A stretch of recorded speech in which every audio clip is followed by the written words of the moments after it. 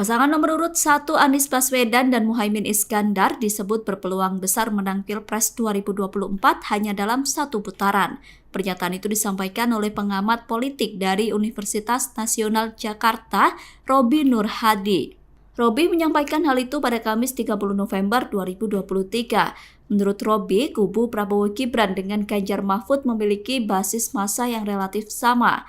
Pasangan Amin disebut berpeluang menang satu putaran karena tren elektabilitasnya terus mengalami kenaikan.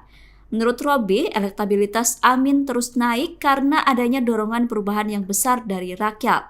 Roby mengatakan saat ini rakyat banyak yang kecewa, sehingga perlu figur pemimpin nasional yang bisa membawa perubahan lebih baik. Figur paling cocok yang diinginkan masyarakat menurut Roby adalah Anies Baswedan. Menurutnya, jika kekecewaan terhadap pemerintah serta masa pendukung Ganjar dan Prabowo semakin besar, maka Anies semakin berpeluang menang satu putaran. Bahkan menurut Roby, tanpa adanya perpecahan suara masa Prabowo dan Ganjar sekalipun, Anies tetap berpeluang menang. Hal itu karena jumlah massa mengambang yang bisa berubah pilihan di Indonesia mencapai 85%. Angka tersebut jauh lebih besar dibandingkan pemilih yang memiliki kedekatan dengan partai atau calon presiden sehingga tidak akan berubah pilihan lagi. Dengan konfigurasi dan kondisi politik saat ini, Roby menyebut bahwa Amin untung besar hingga berpeluang menang satu putaran.